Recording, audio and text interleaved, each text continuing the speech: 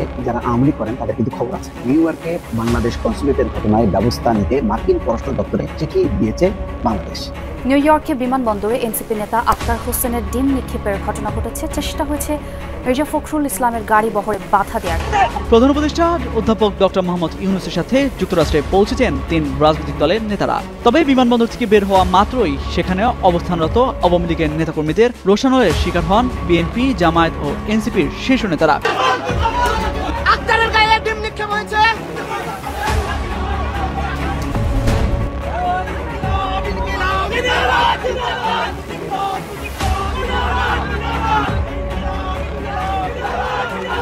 আসসালামু আলাইকুম দর্শক, নতুন একটি নিউজে আপনাকে স্বাগতম। প্রিয় দর্শক, যুক্তরাষ্ট্রে আক্তার এবং মির্জা ফখরুলকে একা পেয়ে চরম হেনস্থা করল আওয়ামী লীগ। আওয়ামী লীগদের শায়েস্তা করতে ধাওয়া পাল্টা ধাওয়া চালালো এনসিপির নেতাকর্মীরা। যুক্তরাষ্ট্রের রাস্তায় বেআইনিভাবে হামলা করায় ফেঁসে যাচ্ছে আওয়ামী লীগের শীর্ষ নেতাকর্মীরা। যেভাবে আটক হলো আওয়ামী সন্ত্রাসীরা জানতে পারবেন আজকের এই ভিডিওতে। তাই ভিডিওটি শুরু থেকে শেষ পর্যন্ত ধৈর্য সহকারে দেখে একটি লাইক দিয়ে সবাইকে শেয়ার করে দিন। আমাদের চ্যানেলে নতুন হলে চ্যানেলটি সাবস্ক্রাইব করে পাশে থাকা বেল আইকনে ক্লিক করে রাখুন।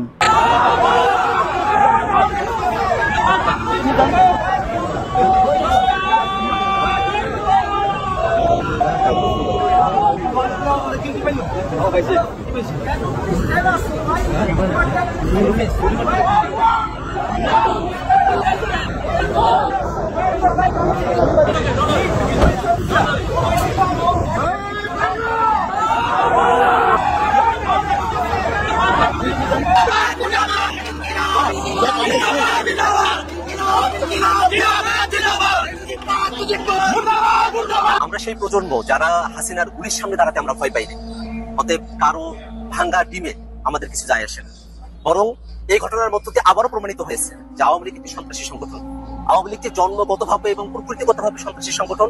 তারা সন্ত্রাস করবে, তারা বাংলাদেশের মানুষ যারা স্বাধীনতা কামী আছে, বাংলাদেশপন্থী মানুষেরা আছেন, যারা জুলাই অভ্যুত্থানের পক্ষে শক্তি আছেন, তাদের উপরে তারা হামলে করবে।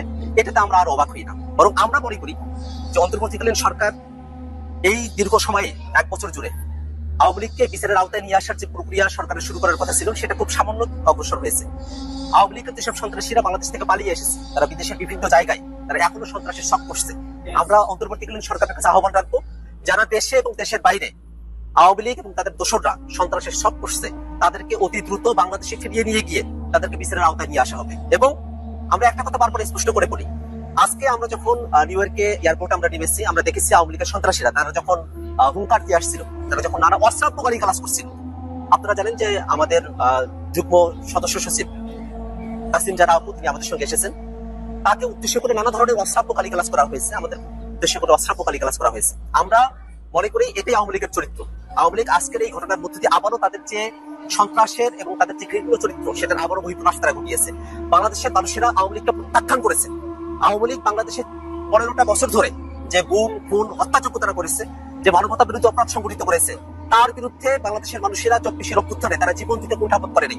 বাংলাদেশের মানুষেরা জীবন দিয়েছেন, তারা শহীদ হয়েছেন এবং 5 আগস্ট শেখ হাসিনা বাংলাদেশ থেকে পালিয়ে যেতে বাধ্য হয়েছে। এটাই বাংলাদেশে আওয়ামী লীগের পরিণতি। আওয়ামী লীগ বাংলাদেশের মানুষকে কখনো ধারণ করতে পারে নাই। আওয়ামী লীগ একটা পাপেট সংগঠন। এই আওয়ামী লীগ বিদেশি শক্তি, ভারতীয় শক্তি, দিল্লির শক্তির সাথে আঘাত করে তারা বাংলাদেশের মানুষকে শোষণ, নিপীড়ন, নির্যাতন করে গিয়েছে। সেই আওয়ামী লীগ বাংলাদেশে আর কোনোভাবেই ফিরতে পারবে না।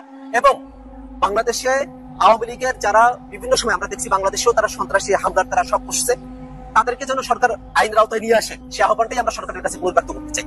আমরা গত বছর থেকেই দেখছি যে নারীরা অভ্যুত্থানের সামনে থেকে নেতৃত্ব দিয়েছেন, এখন রাজনীতিতে প্রবেশ করেছেন, তাদেরকে উদ্দেশ্য করে অনেক ধরনের কটূক্তি, প্রতিপন্ন করা, চরিত্র হনন করার চেষ্টা, অপচেষ্টা আওয়ামী লীগ থেকে ছিল।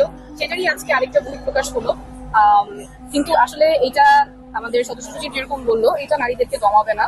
আমরা আছি এবং আমাদের সাথে আরো অনেকে যুক্ত হচ্ছেন, আরো অনেকে যুক্ত হবেন। বাংলাদেশের মানুষ আওয়ামী লীগকে প্রত্যাখ্যান করেছেন এবং আওয়ামী লীগের এই যে চরিত্র, যেখানে তারা তাদের নিজের চেহারা আরো স্পষ্ট করছেন দেশে এবং বিদেশের মাটিতে, এটা থেকে কোনো সাপোর্টের চেয়ে বরঞ্চ তাদের নিজেদের প্রতি ক্রিটিসিজমটাই বেশি আসে। এবং আমরা এখানে জাতীয় সংসদের সাধারণ অধিবেশনে জয়েন করতে এসেছি।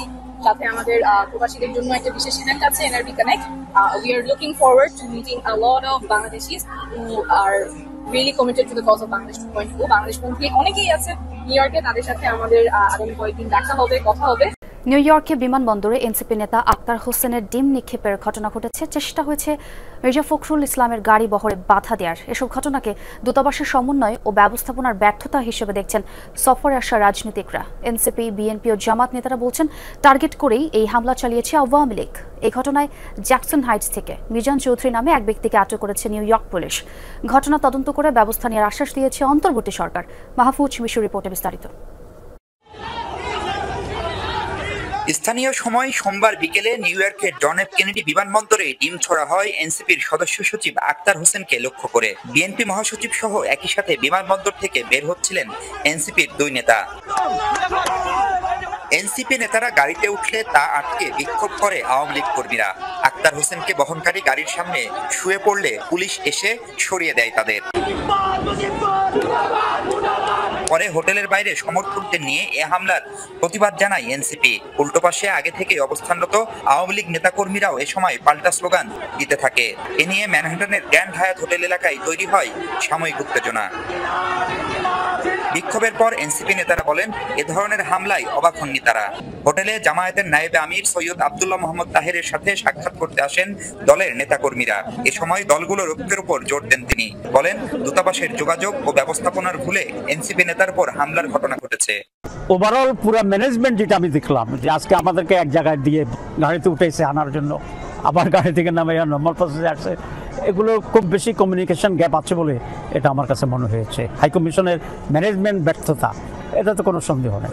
সফরে আসা বিএনপির ভারপ্রাপ্ত চেয়ারম্যানের পররাষ্ট্র বিষয়ক উপদেষ্টা হুমায়ুন কবিরের সাথে হোটেলে শুভেচ্ছা বিনিময় করতে আসেন যুক্তরাষ্ট্র বিএনপির নেতাকর্মীরা। সে সময় তিনিও আক্তারের উপর হামলা নিয়ে কথা বলেন। এটা অবশ্যই এটা কোনোভাবে গ্রহণযোগ্য না ওই ধরনের আচরণ। আওয়ামী লীগের যারা দেশ থেকে বিতাড়িত হয়েছে, এখন পালিয়ে অন্যখানে আছে, এদের কাছ থেকে এগুলা এক্সপেক্টেড। আক্তারের উপর হামলার ঘটনা পররাষ্ট্র মন্ত্রণালয় তদন্ত করছে বলে জানান প্রেস সচিব। এটা একটা অনাকাঙ্ক্ষিত ঘটনা এবং সেটা নিয়ে আমাদের ফরেন মিনিস্ট্রি, আমাদের এখানে নিউ ইয়র্কের আমাদের যে কনসুলেট অফিস এবং আমাদের পার্মানেন্ট মিশন এরা এটা দেখছে। আগামী 30 সেপ্টেম্বর পর্যন্ত নিউ ইয়র্কে অবস্থান করবেন প্রধান উপদেষ্টার সফর সঙ্গী হিসেবে আসা রাজনীতিকরা। প্রফেসর ইউনূসের জাতিসংঘ মিশনে রাজনৈতিক দলের নেতৃবৃন্দকে সম্পৃক্ত করে দারুণ প্রশংসা কুড়িয়েছিল অন্তর্বর্তী সরকার। কিন্তু সেই সফরের প্রথম দিনই বিমানবন্দরে নেতৃবৃন্দের অভ্যর্থনা এবং নিরাপত্তার বিষয়ে ঘাটতি ছিল এমন অভিযোগ উঠেছে বিভিন্ন মহল থেকে। আর তাই আগামী দিনগুলোতে এই বিষয়ে অন্তর্বর্তী সরকারকে আরো আন্তরিক হওয়ার পরামর্শ দিচ্ছেন রাজনৈতিক নেতৃবৃন্দ। আজকে সোশ্যাল মিডিয়াতে রীতিমতো ঝড়।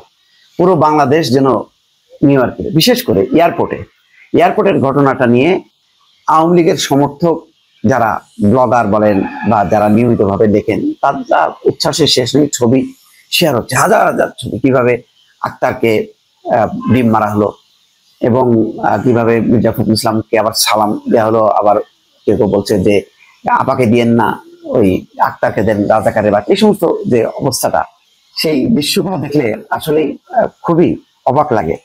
এবং দেখলাম যে নীলা ইসরাফিল যে পোস্ট দিচ্ছেন, তিনি সাবেক এনসিপি নেতা সার্জিস হাসনাত তারাও দিয়েছেন। জুলকারনাইন সাহেব খুব প্রকাশ করেছে যে টিমে ডক্টর মোহাম্মদ ইউনূসের টিমে আলাদা হয়ে গেল কেন তারা? ওই একই নিরাপত্তার টিমে তো যাওয়ার কথা। এটা একটা অদ্ভুত।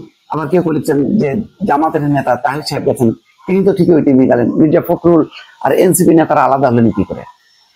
আবার কেউ বলছেন যে সেখানে কেন বিএনপি নেতারা ছিল না।